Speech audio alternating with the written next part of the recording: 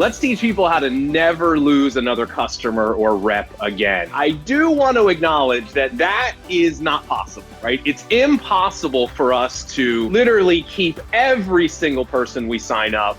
But today I want to introduce a philosophy and a mindset that I think people are making a huge mistake when it comes to selling and recruiting.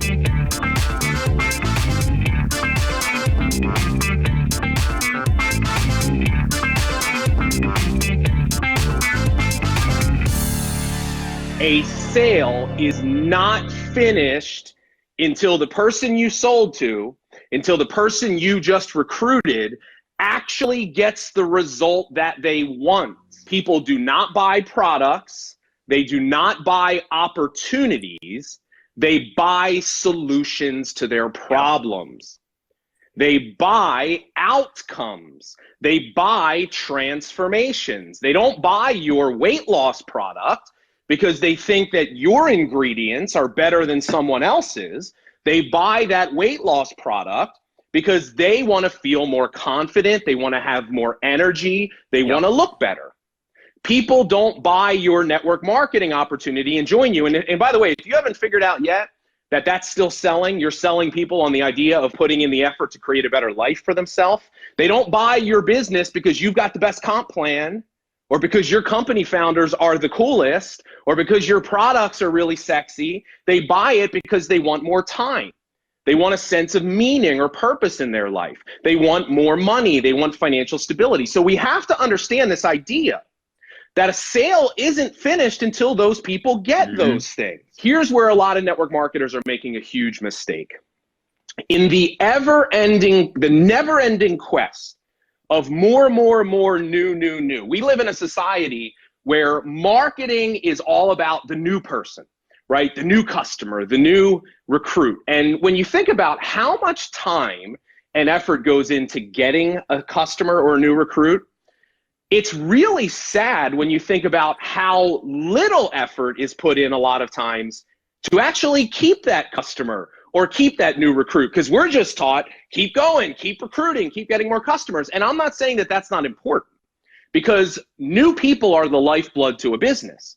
But I'm here to tell you, for most of the people that are going to watch this, the number one way for you to grow your business and income is not to just keep throwing more people into the bucket, because guess what? If you got a leaky bucket and the people that you throw in are getting out as quick as they come in, then you're going to be on a treadmill. That's not a business. That's a job, right? You are a professional recruiter or a professional salesperson. You're not building a business. You have to figure out how to keep people in your ecosystem. Look, I don't know about you, but I can't tell you how many times I've bought a product from somebody that's in a network marketing company that I literally never hear from them again after I buy the product. I buy it one time, and I never even get another point of communication from those people. Now, the really good ones get this, okay?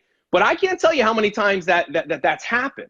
And what I want you to understand is just because someone bought your stuff, it doesn't mean that they're committed to actually following through and taking it. It doesn't mean that they're educated on how to use it or what to do, or they even understand. So as a business owner, you have to understand when you sell your product to someone, that is just the next step in the process. One of the first things that professional Olympic sprinters learn, like if you can imagine a 40-yard dash, one of the first things that sprinters learn is that you don't run to the tape, right? Like the finish line always has the tape. And there's a natural tendency as humans that we want to end at the finish line. We almost like want to slow up and we end at the finish line. What sprinters learn is you don't run to the tape, you run through the tape. You envision this line 10 foot ahead of the tape, and you just keep running right through that finish line and you finish ahead of the tape. Well, here's how this analogy applies. So many network marketers finish at the tape, they sell the product, they celebrate the win, and then they don't put any more effort. They think that's it, right? Like they don't realize that there are some things that you need to be doing. And I'm going to give you some ideas of today what I'm talking about. You need to sell people on the transformation. You need to remind them why they bought from you in the first place. You need to get them excited about what your products are going to do for them once they actually follow through and take them the way that they're supposed to take them. Now, here's a really important part of this, John. They actually got to take them. Go figure. Like, how many people buy products and they either don't take them or they don't take them consistently enough to see the result? So here's your job, is to hold them accountable. Like, how crazy of an idea would it be if I just sell you this weight loss system that I have, John, or this system for better gut health or for better skin, and I have a brief conversation with you saying, hey, John, look, man, let me tell you why you're buying this product. And you're like, well, Bob, you know, I want to clear my complexion up. I want to lose some weight. I don't have a lot of energy. I want to feel better. And I say, great, John, well, I'm going to help you accomplish that goal. Here's what I want from you. I want permission to hold you accountable to actually take these products long enough to get that result. Can I get that from you? And you say, yeah, absolutely. But I'm going to set the expectation. This is not going to happen overnight. You got to be willing to follow through, follow the plan the way it's laid out, and you got to take these every day. And that's my job, is to help you through that process. Now, some people are thinking, yeah, man, that's a lot of work. Well, guess what? Yeah. Welcome to business. Welcome to the real world, right? Don't finish at the tape, run through the tape. You have that conversation. You get them to follow through. You sell them on the transformation, because here's the thing. People are not going to do the hard work of following through, taking the product, right? Not eating, like cutting out their diet. They're not going to do the hard work until they get excited about the transformation and the result. You have to learn how to lead and not teach. What most people do is the minute they sign up, they just teach. Here's how to do this. Here's how to take that. Here's the ingredients. They teach. And what winds up happening is they overwhelm. Like, if the first thing you do is you teach people all the hard work without getting them excited about why they're doing it, they're not going to do it. So leaders, here's what they do. They sell them on the transformation first. They make it simple, and they actually lead people. They hold them accountable. They push them to taking action. See, think of it like this. How much do teachers get paid in our society? Not a lot. Versus how much do leaders get paid? So stop teaching. Stop overloading them with every fact and figure. Look, your new customer doesn't need to know the entire list of your ingredients when they buy. They need to know how to take the product, and they need to know what's going to happen when they do. So this is one of the things. Holding them accountable, right? Setting expectations.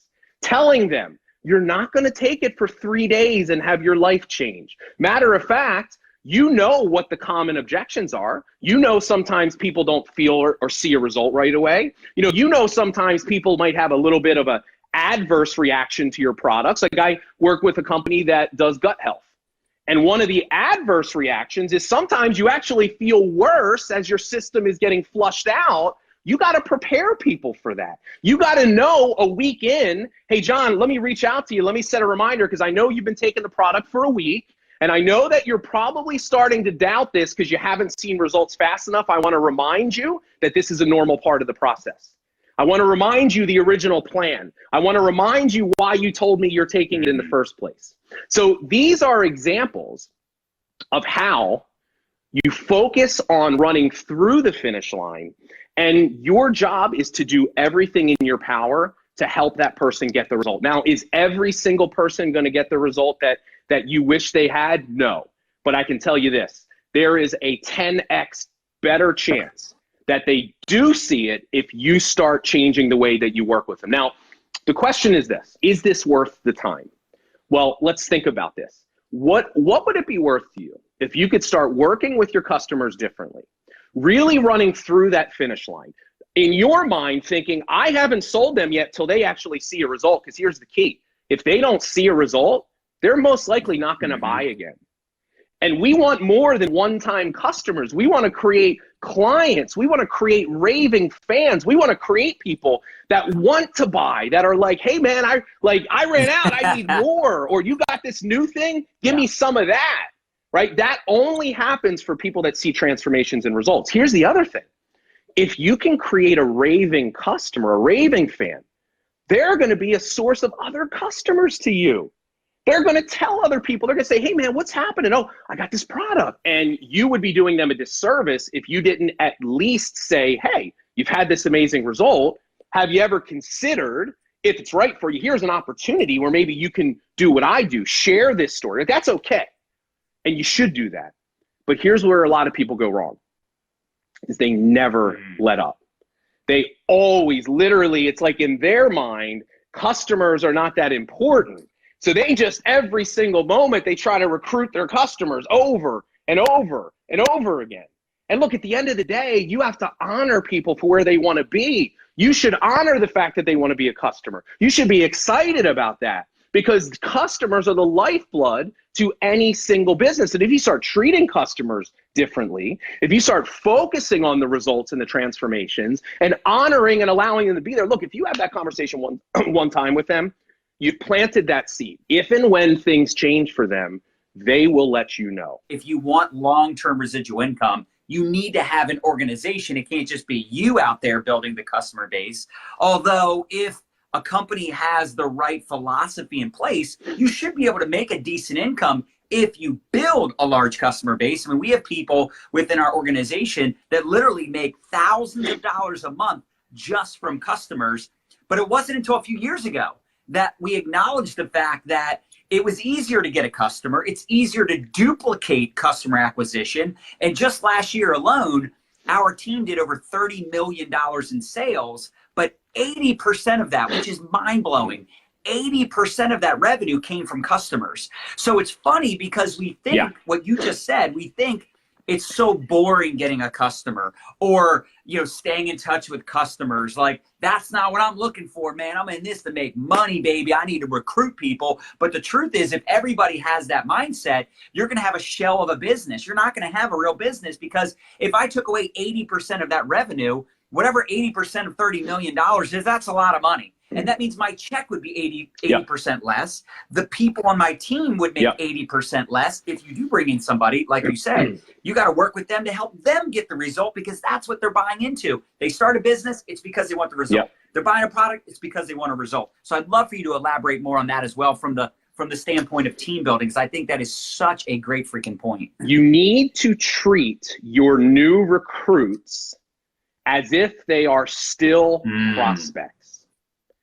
Just because they sign into the business does not mean they are ready to go to work. And I will tell you, and I've recruited hundreds and hundreds of people, I know you have as well, I would bet half of the people that I've recruited in my life, when they joined, they were not ready to go to work yet. They just joined because that was the next step in the process to them. Let me get a chance to see behind the curtains a little bit more. Because I'm still kind of feeling you guys out in the way you do things, right? So it's almost like when they join, they're in the business, but the business isn't inside of them yet. They're not ready and committed to go to work. So you got to treat them like a prospect. Like, it used to drive me crazy, this complete lack of urgency. It was like, I can remember a lot of times when we were in the same company and we would do a lot of meetings, opportunity meetings, and somebody would bring a guest to the meeting.